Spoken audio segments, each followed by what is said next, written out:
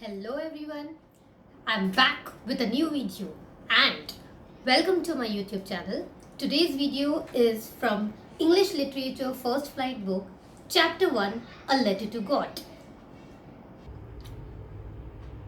So here is the presentation. A Letter to God is written by G.L. Fuentes. So if I talk about G.L. Fuentes, he is a Mexican writer, a poet and a journalist also. Coming to our chapter. Here begins the introduction of our character.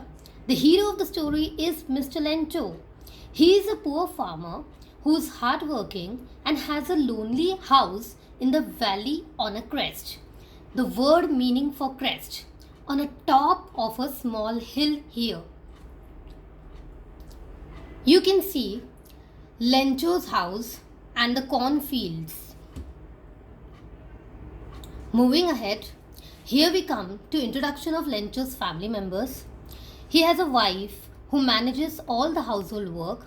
He has elder sons who help him on the field, and he has his younger sons who generally play around his house.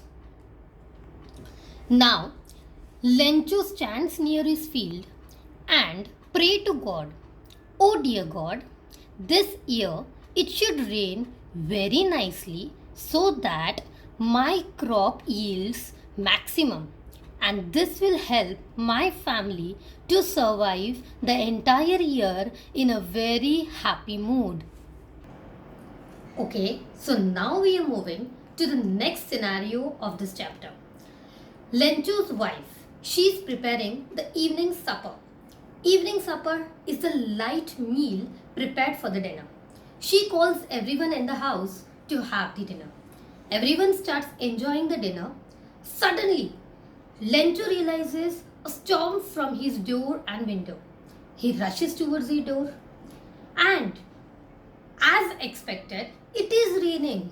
But unfortunately, it is the rain of hailstones. I hope you all know, but let me tell you what is hailstones in short. Solid form of ice. But the problem is, due to the gravitational force, rain of hailstones destroys the crop completely. And here is so. Due to the rain of hailstones, Lencho, his wife and his elder sons go in complete tension because they can forecast the threat, that is, their fields are going to be completely destroyed. But on the other hand, the younger ones are enjoying hailstones because this is something which happen very rarely, and they describe these hailstones as frozen pearls.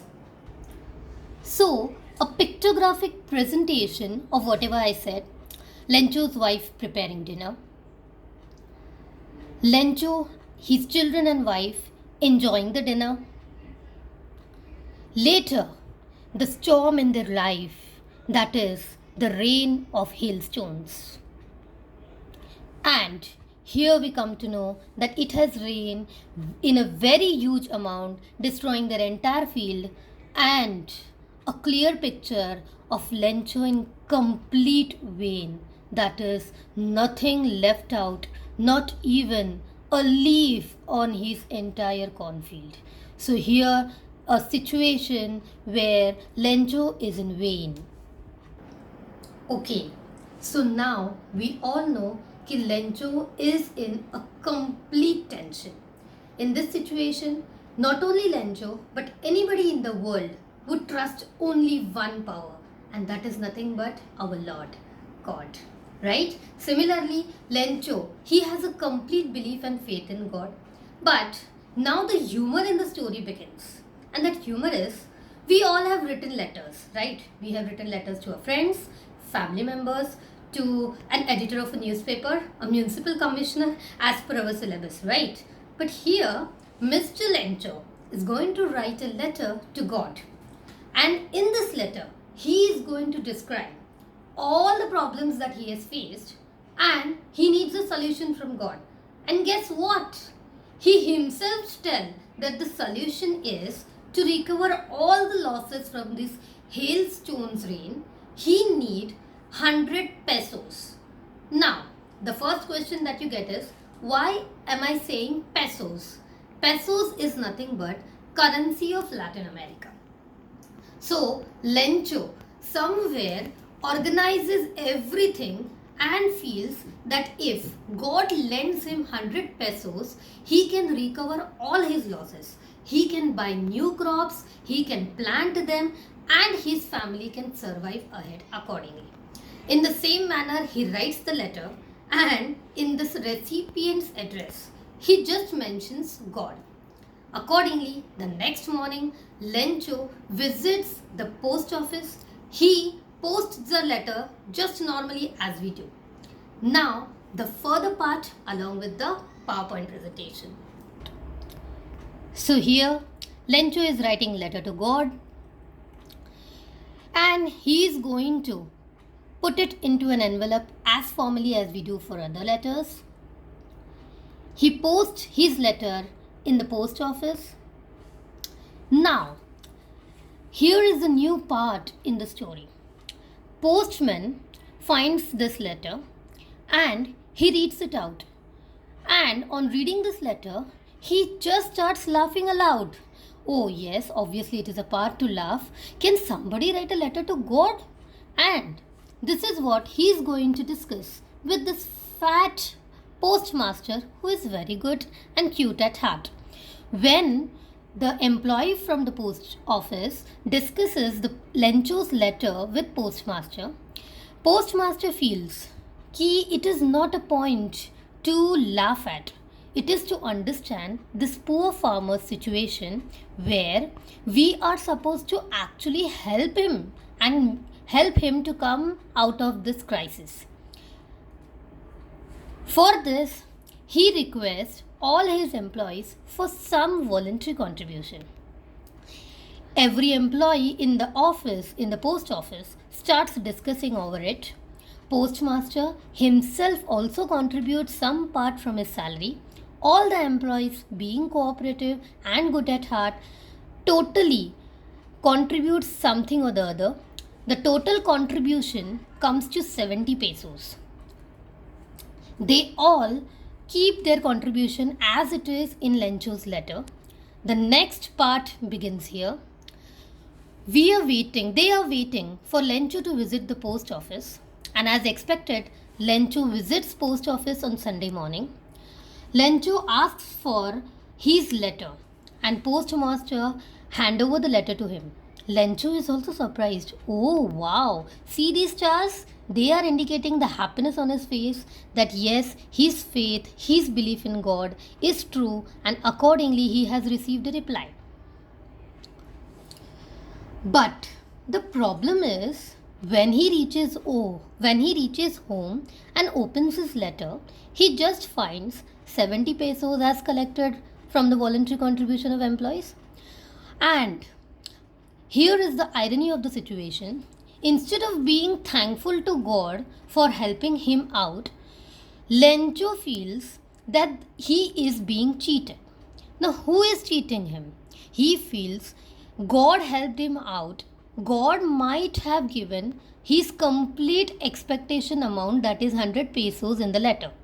But these post office employees are the bunch of crooks. Let me tell you what is bunch of crooks. It is nothing but cheating or cheaters. So Lencho feels that the employees from the post office have stolen the remaining 30 pesos and they have just kept 70 pesos remaining for him.